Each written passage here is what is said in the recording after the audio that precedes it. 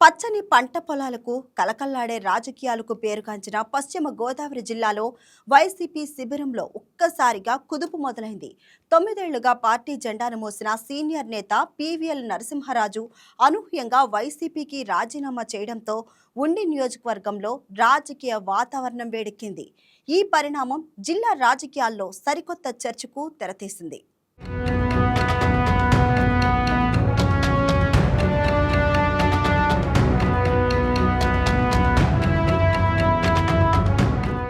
పశ్చిమ గోదావరి జిల్లా రాజకీయాల్లో ఊహించని పరిణామాలు చోటు చేసుకుంటున్నాయి.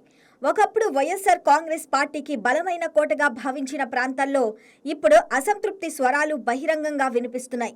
ముఖ్యంగా ఉండి నియోజకవర్గంలో చోటు చేసుకున్న తాజా పరిణామాలు వైసీపీ అధిష్టానానికి కొత్త తలనొప్పిగా మారాయి. దాదాపు 9 ఏళ్లుగా పార్టీ కోసం పనిచేసిన మాజీ ఎమ్మెల్యే అభ్యర్థి పీవీఎల్ నరసింహరాజు పార్టీకి రాజీనామా చేయడం, ఆయన అనుచరులు కూడా తీవ్ర అసంతృప్తి వ్యక్తం చేయడం రాజకీయంగా చర్చనీయాంశంగా మారింది. ఉండి నియోజకవర్గంలో పీవీఎల్ నరసింహరాజు రాజీనామా కేవలం ఒక నాయకుడి నిర్ణయంగా కాకుండా పార్టీ అంతర్గత పరిస్థితులను బయటపెట్టే పరిణామంగా రాజకీయ వర్గాలు విశ్లేషిస్తున్నాయి. పెద అమిరంలోని పార్టీ కార్యాలయం దగ్గర పీవీఎల్ అనుచరులు పార్టీ జెండాలు, ఫ్లెక్సీలు తొలగించడం వారి అసంతృప్తి తీవ్రతను ప్రతిబింబించింది. చాలా కాలంగా పార్టీని నమ్ముకొని పనిచేసిన తమ నాయకుడికి అధిష్టానం అన్యాయం చేసిందనే భావంతో క్యాడర్ ఆగ్రహం వ్యక్తం చేసింది.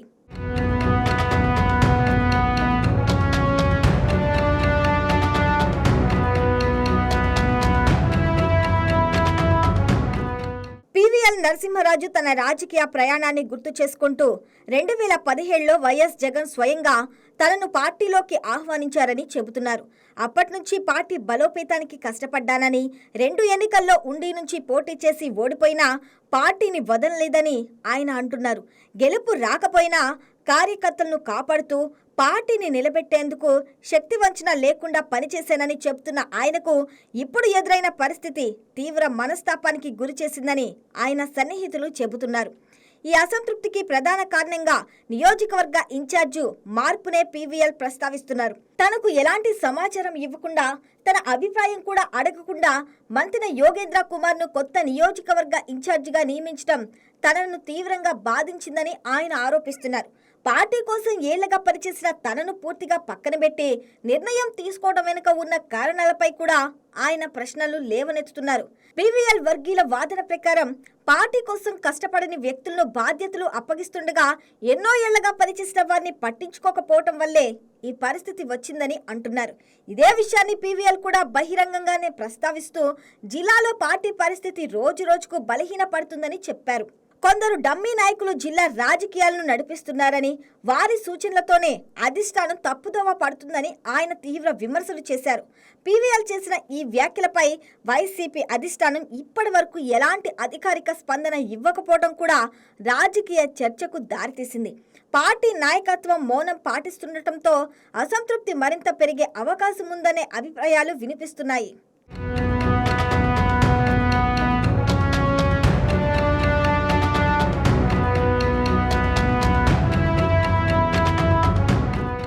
ఇక ఉండి రాజకీయాల్లో ఇప్పుడు మరో కీలక ప్రశ్న వినిపిస్తుంది. పీవీఎల్ నరసింహరాజు తదుపరి కార్యాచరణ ఏమిటి? ఆయన ఏ పార్టీలో చేరబోతున్నారు అన్నది ఆసక్తికరంగా మారింది. ఇప్పటికీ కూటమి పార్టీతో ఆయన సంప్రదింపులు జరుపుతున్నారనే ప్రచారం సాగుతుంది.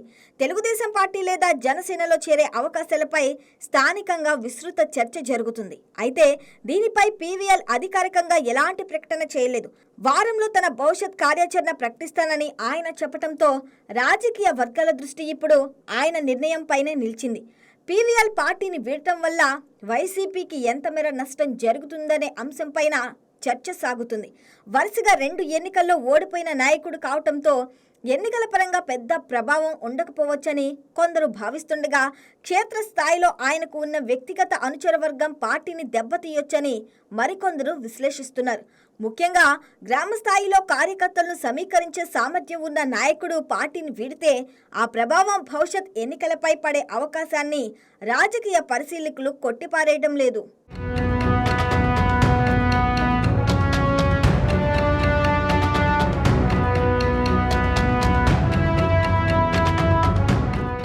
ఇదిలా ఉంటే ఉండి నియోజకవర్గంతో ఈ వ్యవహారం ముగిసేలా కనిపించడం లేదు.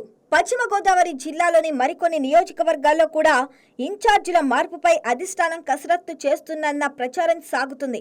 నరసాపురం, పాలకొల్లు, ఆచంట వంటి కీలక నియోజకవర్గాల్లో కొత్త నాయకత్వాన్ని తీసుకురావాలని పార్టీ భావిస్తున్నట్లు రాజకీయ వర్గాల్లో చర్చ జరుగుతుంది. గత ఎన్నికల్లో ఎదురైన పరాజయం తర్వాత క్షేత్రస్థాయిలో చురుకుగా పనిచేయని నేతలను పక్కన పెట్టి కొత్త బృందంతో ముందుకు వెళ్లాలని పార్టీ వ్యూహం రూపొందిస్తున్నట్లు తెలుస్తుంది. అయితే ఈ మార్పులు కూడా ఉండి తరహాలోనే అసంతృప్తికి దారితీసే అవకాశం ఉందన్న అభిప్రాయం వ్యక్తమవుతుంది. ఇప్పటికే వివిధ నియోజకవర్గాల్లో బాధ్యతలు కోల్పోయే అవకాశం ఉన్న నాయకులు అసంతృప్తిగా ఉన్నారని, అధిష్టాన నిర్ణయాలపై బహిరంగంగా స్పందించే పరిస్థితి రావచ్చని రాజకీయ విశ్లేషకులు అంచనా వేస్తున్నారు. పీవీఎల్ బాటలోనే మరికొందరు కీలక నేతలు కూడా పార్టీని వీడే అవకాశం ఉందనే ప్రచారం వైసీపీ వర్గాల్లో ఆందోళన కలిగిస్తుంది.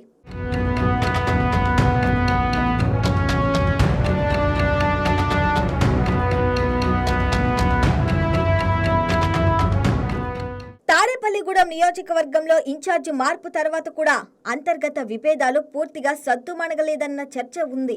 మాజీ ఉప ముఖ్యమంత్రి కొట్టు సత్యనారాయణ, ప్రస్తుత ఇన్ఛార్జ్ వట్టి రఘురాం మధ్య విభేదాలు కొనసాగుతున్నాయనే ప్రచారం నేపథ్యంలో మిగతా నియోజకవర్గాల్లో కూడా మార్పులు చేస్తే పరిస్థితి ఎలా ఉంటుందనే దానిపై పార్టీ అధిష్టానం జాగ్రత్తగా అంచనా వేస్తున్నట్లు తెలుస్తుంది. మరోవైపు వైసీపీ అధిష్టానం మాత్రం ఈ వ్యవహారాలపై బహిరంగ వ్యాఖ్యలకు దూరంగా ఉంటూ తన వ్యూహాన్ని అమలు చేస్తుంది. ఎన్నికల ఫలితాల తర్వాత పార్టీని పునర్వ్యవస్థీకరించే ప్రక్రియలో భాగంగానే ఈ మార్పులు జరుగుతున్నాయని పార్టీ వర్గాలు చెబుతున్నప్పటికీ అసంతృప్తి నేతలు మాత్రం తమను అవమానించడానికే ఈ నిర్ణయాలు తీసుకున్నారని ఆరోపిస్తున్నారు. మొత్తానికి ఉండి నియోజకవర్గంలో ప్రారంభమైన ఈ ఇన్ఛార్జి వివాదం పశ్చిమ గోదావరి జిల్లా రాజకీయాలను కుదిపేస్తుంది. కొత్త ఇన్ఛార్జి మంతిన యోగేంద్ర కుమార్ నాయకత్వంలో పార్టీ మళ్లీ బలోపేతం అవుతుందా, లేక పీవీఎల్ అనుచరులు పెద్ద ఎత్తున పార్టీని వీడి ఇతర పార్టీల వైపు వెళితే వైసీపీ మరింత బలహీనపడుతుందా అనేది రానున్న రోజుల్లో తేలనుంది. అదే సమయంలో జిల్లాలో పార్టీని కొందరు డమ్మీ నాయకులు నడిపిస్తున్నారన్న పీవీఎల్ ఆరోపణలకు వైసీపీ అధిష్టానం ఎలా స్పందిస్తుందన్నది కూడా ఆసక్తికరంగా మారింది. ఈ పరిణామాలు పశ్చిమ గోదావరి జిల్లాలో వైసీపీ భవిష్యత్తు రాజకీయ దిశను ఎంతవరకు ప్రభావితం చేస్తాయో చూడాల్సి ఉంది.